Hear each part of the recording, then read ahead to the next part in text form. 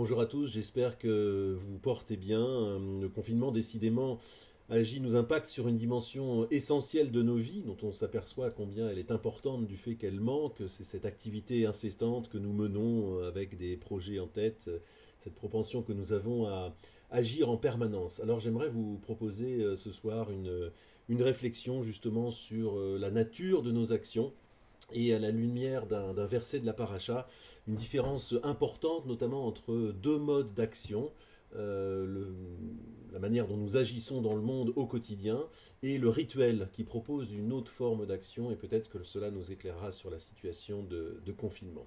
La paracha débute, la paracha Shmini, qui veut dire huitième, débute de manière absolument spectaculaire par un événement absolument imprévu. Dans les parachutes précédentes, Moïse a montré la manière à Aaron et ses fils la manière de faire son office dans le tabernacle. Et voilà que le huitième jour, qui est censé être jour d'inauguration, où la présence divine, la shrina divine est censée venir dans ce tabernacle dûment construit selon les règles, eh bien ce huitième jour, c'est un drame absolu qui éclate.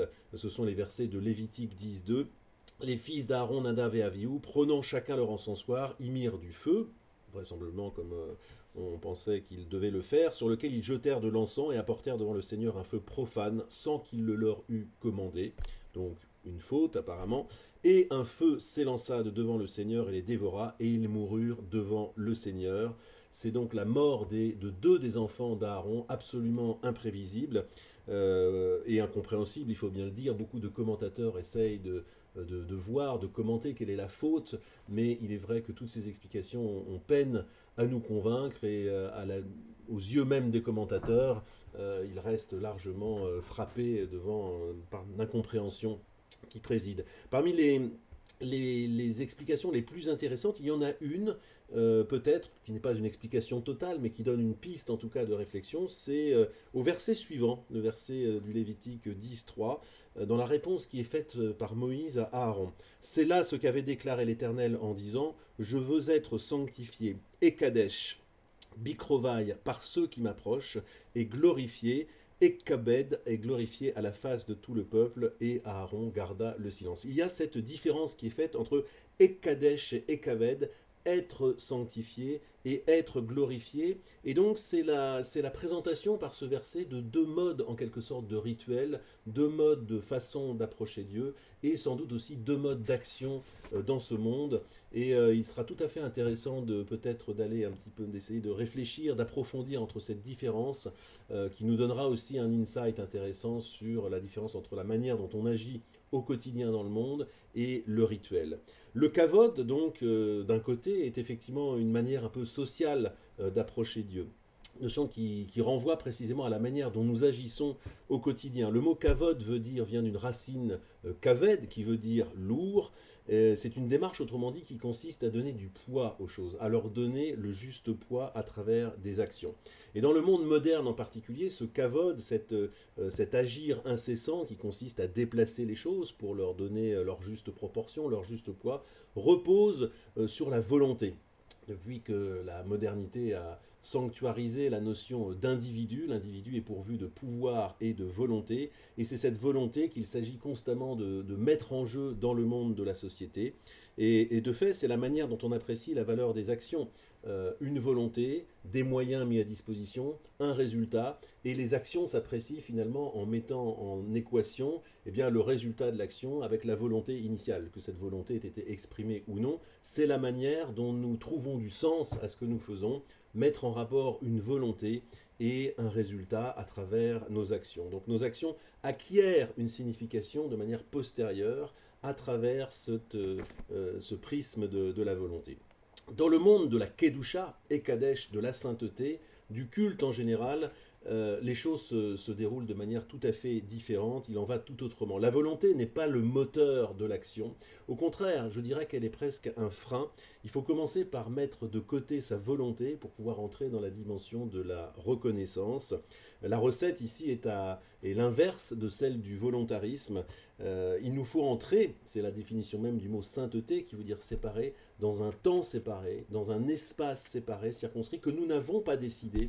Et précisément le fait d'accepter d'entrer dans un espace et un temps que l'on n'a pas décidé nous sert à mettre notre volonté de côté et peut-être ainsi de nous relier à quelque chose de plus grand que nous et d'être en quelque sorte des témoins de l'événement plus que des agissants de l'événement. Au passage, c'est l'une des explications, je trouve, le plus intéressante qui est donnée de la faute de Nadav et Avihu, à savoir avoir transposé dans le monde de la sainteté le fonctionnement habituel du monde quotidien, ce volontarisme, avoir voulu forcer en quelque sorte le témoignage, alors que précisément dans le monde de la spiritualité, il ne peut pas être question de faire valoir sa volonté pour déplacer les lignes. Il faut en rabattre au contraire sur notre propre volonté pour pouvoir accéder à une autre dimension de sens qui est celle du témoignage, qui est celle de l'acceptation.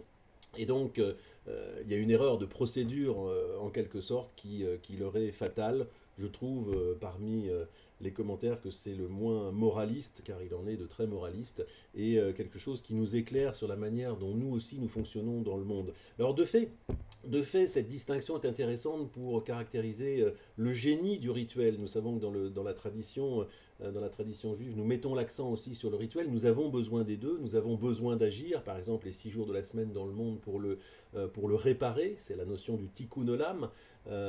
Et l'on sait que ça fonctionne à travers la volonté.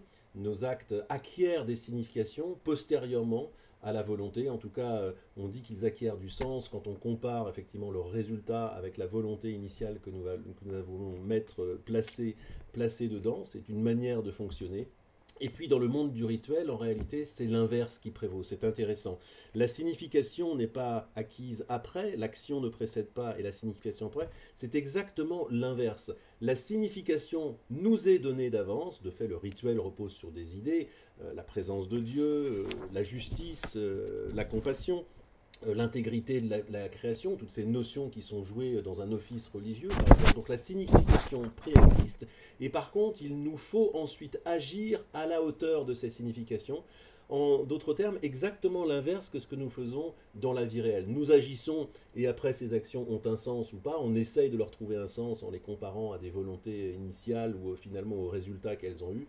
Dans le rituel, encore une fois, c'est exactement l'inverse. La signification préexiste, nous n'avons qu'à y entrer et agir en quelque sorte, mimer en quelque sorte ces significations et en mettant notre volonté de côté. Et c'est la seule manière dont on réussit à se connecter à quelque chose de plus grand que nous, que l'on entre dans ce que la spiritualité appelle le temps de Moed. Moed, c'est un temps de rencontre avec le divin, à savoir quelque chose qui précisément n'est pas nous, est totalement autre que nous, le tout autre, disait Lévinas, et dans cette dimension du témoignage. Ici, on n'est pas dans la dimension du sens, ou en tout cas le sens n'est pas généré par le gain, le fruit d'une action, mais il est généré justement par un retrait de la volonté qui nous permet d'être témoin, mo'ed, avec la racine aïn dalet qui veut dire justement témoin.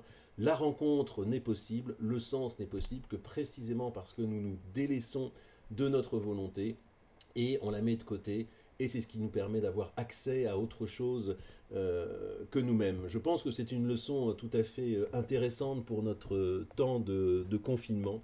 Et il y a en renfort de cette idée une autre citation absolument étonnante d'un traité du Talmud, le traité Choulin, justement qui parle des choses non saintes, Choulin 89a, qui nous dit la chose suivante: Ein haolam mitkayem ela bishvil mi shebolem et atzmo bishat meriva, à savoir Ein haolam mitkayem, le monde ne repose que sur une seule chose, mi shebolem et atzmo, celui qui se restreint, celui qui se réfrène, bishat meriva, dans le temps de difficulté. À savoir celui qui accepte justement de ne pas s'épandre constamment son ego, sa volonté, ses projets dans le monde, mais qui accepte justement d'en rabattre en quelque sorte sur sa volonté. Et la phrase suivante est encore plus étonnante, le petit bout de phrase suivante, chez Neymar, comme il est dit, Tole Eretz al Belima, le monde ne repose que sur le Belima. Le Belima, vous savez, c'est ce mot qu'on a déjà rencontré dans cette parole rabbinique, veut dire précisément confinement, car le monde ne repose que sur le confinement. Et ce qui est extraordinaire dans ce mot de Belima, c'est qu'il signifie bli, sans, ma, quoi, sans quoi. À savoir, le monde repose sur le sans quoi, sur le sans pourquoi. N'a pas de raison précise pour laquelle il devrait subsister. C'est un fait d'existence, c'est une grâce divine qui nous est donnée, et c'est précisément là-dessus que le monde repose. Alors nous, les êtres humains, justement, il nous faut avoir la sagesse, la force, l'intelligence d'en rabattre sur nos volontés pour justement avoir accès à ce bélima, à ce principe sur lequel le monde repose, faire une sorte de silence intérieur, en tout cas s'y habituer, ou en tout cas être capable de fonctionner aussi sur un autre mode. Bien sûr, nous les créatures, nous sommes appelés à réparer le monde, l'etaken et olam, le tikkun olam, ça reste une valeur importante, mais nous sommes aussi appelés à comprendre qu'il y a un processus d'inversion à travers le rituel, qui nous demande de savoir déposer nos volontés comme une valise à l'entrée pour pouvoir accéder à des choses qui nous dépassent, à des choses qui ne sont plus grands que nous, car le monde repose sur le confinement, qui eretz tole al belima. Je pense que, alors que le confinement risque probablement, à l'heure où j'enregistre, notre président parlera ce soir pour sûrement annoncer la suite du confinement. Je pense que c'est une leçon qui va nous être utile dans les jours et dans les semaines à venir. Portez-vous bien, à bientôt.